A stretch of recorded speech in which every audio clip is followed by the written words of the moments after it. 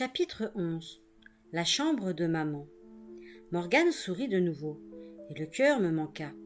Je fus saisie de panique. Les murs de la chapelle oscillèrent autour de moi. Sans réfléchir, je pivotai sur mes talons et fonçai vers la porte. Je courus sur le sentier, dérapant sur les graviers. À l'instant de franchir la grille, je lançai un regard en arrière. Morgane était debout sur le seuil du portail, le visage dans l'ombre, si bien que je ne pus déchiffrer son expression. Il me fit un signe de la main gauche, le genre de signe que l'on adresse à un ami. Je ne répondis pas. Je poussai la grille et dévalai la colline, en proie à des émotions contradictoires. Si papa était mort, Morgane pouvait-il vraiment le savoir? Il était nécromancien. Avait-il évoqué quelques fantômes qui le lui avaient appris? Non, je me refusais à le croire, et chassais de toutes mes forces cette idée hors de mon esprit. Pourquoi m'étais-je enfuie? J'aurais pu rester pour lui dire ma façon de penser, mais une boule s'était formée dans ma gorge, et mes jambes m'avaient emporté avant que j'eusse le temps de réfléchir. Non que j'eusse eu peur de lui, en dépit du fait qu'il y avait quelque chose de terrifiant à l'entendre proférer ce discours dans cette chapelle à la lueur vacillante des cierges. Ce qui m'avait fait fuir, c'était le choc qu'une telle nouvelle avait produit en moi. La fin de mon voyage n'a guère laissé de traces dans mon souvenir. Le temps était de plus en plus froid et venteux. Le soir du deuxième jour, le vent avait viré au nord-est, et les nuages s'étaient chargés de neige. Les premiers flocons se mirent à tomber, alors que je n'étais plus qu'à une demi-heure de la maison. Le jour baissait. Cela ne me ralentit pas, car je connaissais le chemin comme le dos de ma main. Quand je poussais la grille de la cour, tout était déjà recouvert d'une mince couche blanche, et j'étais gelée jusqu'aux os. La neige créait toujours une sorte de silence. Cependant, un calme inhabituel enveloppait le domaine, qui brisèrent les aboiements des chiens lorsque je pénétrai dans la cour. Je ne vis personne dehors. Seule une lumière clignotait à l'une des fenêtres. Arrivais-je trop tard? J'avançais, le cœur serré, craignant le pire. C'est alors que j'aperçus Jack. Il marchait vers moi, à grands pas, ses sourcils broussailleux barrant son front d'une ligne courroucée. « Qu'est-ce qui t'a retenu ?» me lança-t-il avec hargne. « Il ne faut pas une semaine pour arriver ici. Nos frères sont venus et repartis. Pourtant, James habite à l'autre bout du comté. Tu étais le seul à ne pas être là. Ta lettre a été déposée à une mauvaise adresse. Je l'ai reçue avec beaucoup de retard, expliquai-je.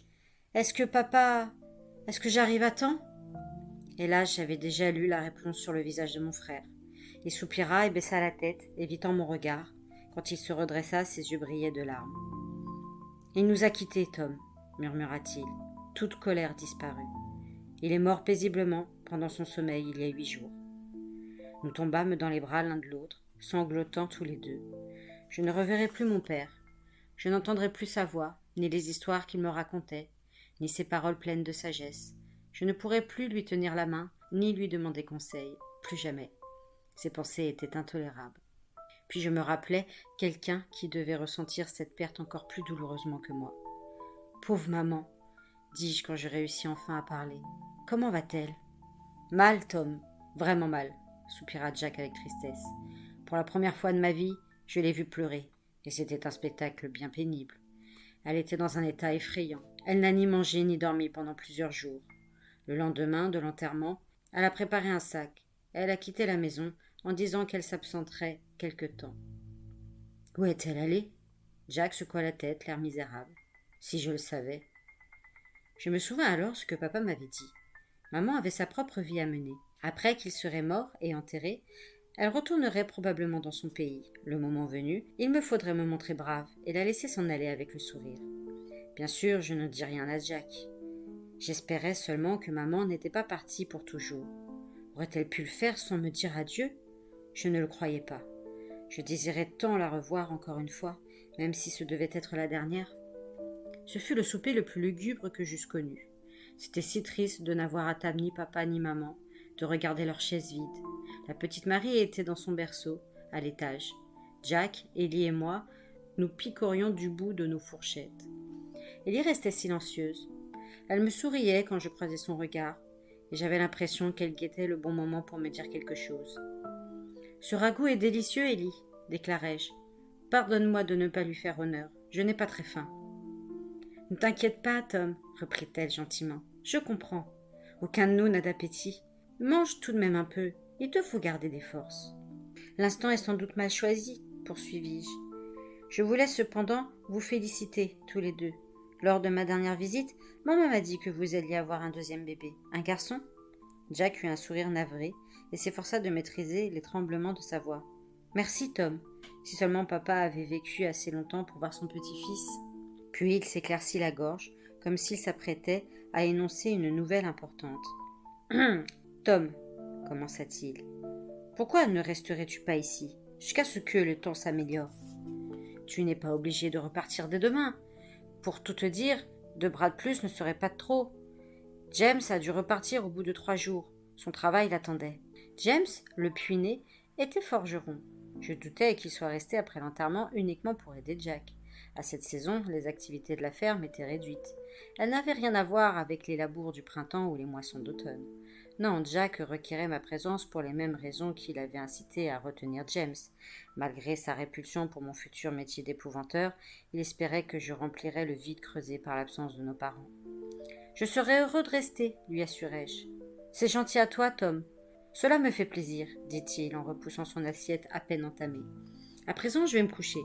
Je ne vais pas tarder à monter, mon chéri, lui dit Eddie. Ça ne t'ennuie pas si je tiens un peu compagnie à Tom ? Bien sûr que non. Lorsque Jack eut disparu, Ellie m'adressa un sourire chaleureux. Elle était toujours aussi jolie, malgré la tristesse et la fatigue qui marquaient son visage. Les récents événements l'avaient éprouvée. « Merci d'avoir accepté la demande de Jack, dit-elle. Il a beaucoup parlé du bon vieux temps avec un de ses frères, pour apaiser son chagrin. À mon avis, il croit aussi que, si tu es là, votre mère reviendra peut-être. » Je n'avais pas pensé à ça. Maman sentait ces choses-là. Elle saurait que j'étais à la ferme. Il se pouvait, en effet, qu'elle revienne pour moi. J'espère qu'il a raison. Moi aussi, Tom. Je voulais aussi te demander. Sois très patient avec ton frère. Vois-tu, une question le tourmente, qu'il n'a pas encore abordée. Le testament de votre père contenait une clause à laquelle Jack n'était pas préparé. Ce fut une surprise. Je fronçai les sourcils. De quelle clause parlait-elle ? Nous savions tous que, après la mort de papa, la ferme reviendrait à Jack. Il n'était pas question de diviser le domaine en 7 parcelles. Telle était la tradition dans le comté. Tout revenait au fils aîné, qui avait l'obligation d'héberger la veuve pour le restant de ses jours. « Une bonne surprise ?» fis-je dérouté. « Pas vraiment. Ne le prends pas mal, Tom. Il ne s'inquiète que de mes intérêts, de ceux de notre fille et de notre fils à naître, dit-elle en passant la main sur son ventre. Vois-tu, Jack n'a pas hérité de la totalité de la maison. Une pièce te revient. La chambre de maman, devinai-je. C'était la pièce où maman conservait ses affaires personnelles, où elle avait gardé la chaîne d'argent dont elle m'avait fait présent à l'automne. Oui, Tom, la pièce fermée à clé, juste sous le toit, ainsi que tout ce qu'elle contient. Bien que Jack soit désormais propriétaire des bâtiments et des terres, tu auras accès à cette chambre à tout moment. Jack a blêmi quand le notaire a lu cette clause. Cela signifie que tu auras le droit de vivre ici si l'envie t'en prenait. Je savais que Jack ne voudrait pas de moi à la ferme, de peur que j'attire quelques créatures venant de l'obscur. Je ne pouvais le lui reprocher, car cela s'était produit une fois. Une vieille sorcière, la redoutable mère Malkine, avait trouvé le chemin de notre cave, au printemps dernier, faisant courir à Jack et à la petite Marie un réel danger. En a-t-il parlé avec maman ? Non. Sur le coup, Jack était trop troublé pour l'interroger, et elle est partie tout de suite après. J'en déduisis que maman, m'ayant légué ses affaires, allait bientôt regagner son pays et nous abandonner pour toujours. Peut-être était-elle même déjà loin. Le lendemain, je me levai très tôt. Ellie m'avait pourtant précédée dans la cuisine. C'était la bonne odeur des saucisses frites qui m'avait tirée du lit. En dépit des événements, l'appétit me revenait. « As-tu bien dormi, Tom ?» s'enquit Ellie en souriant. Je fis signe que oui, mais c'était un pieux mensonge. J'avais mis longtemps à sombrer dans un mauvais sommeil sans cesse interrompu. Et chaque fois que je rouvrais les yeux, l'idée que mon père était mort me frappait douloureusement. « Où est la petite Marie ?» demandai-je. « Marie est là-haut, avec son père. Il aime passer un moment avec elle chaque matin. Un bon prétexte pour ne pas se mettre d'emblée au travail. De toute façon, vous ne pourrez pas faire grand-chose aujourd'hui. » Elle désigna la fenêtre. Dehors, les flocons tourbillonnaient, et l'épaisse couche de neige qui recouvrait la cour éclairait la pièce d'une lumière particulière. Je m'attaquai à une large assiette d'œufs et de saucisses. Jack descendit bientôt et me rejoignit. Il me salua sans un mot et s'attabla à son tour. Ellie se retira, nous laissant en tête-à-tête.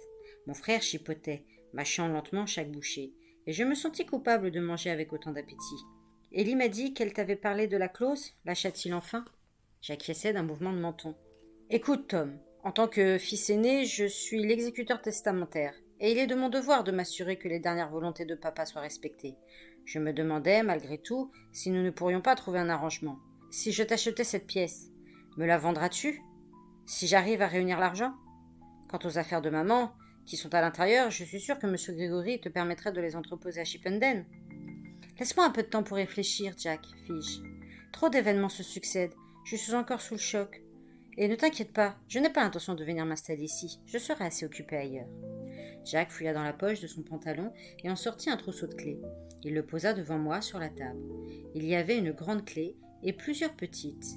La première ouvrait la porte de la chambre, les autres, les malles et les commodes qu'elle contenait. « Tiens, c'est pour toi. Je suppose que tu veux monter examiner ton héritage. » Je tendis la main pour repousser le trousseau. « Non, Jack, garde ces clés pour l'instant. Je n'entrerai pas dans cette chambre avant d'avoir parlé à maman. » Il me lança un regard interloqué. « Vraiment ?» Je hochai la tête en silence. Il remit le trousseau dans sa poche et nous n'abordâmes pas le sujet. La proposition de Jack de racheter ma part d'héritage était honnête, mais je ne voulais pas de son argent. Cela l'obligerait à emprunter. Sa situation financière serait déjà assez difficile, à présent qu'il devait exploiter la ferme tout seul. Si cela n'avait dépendu que de moi, il aurait pu garder cette pièce, et j'étais sûr que l'épouvanteur m'autoriserait à transporter à Chipenden les malles et les commodes qu'elle contenait.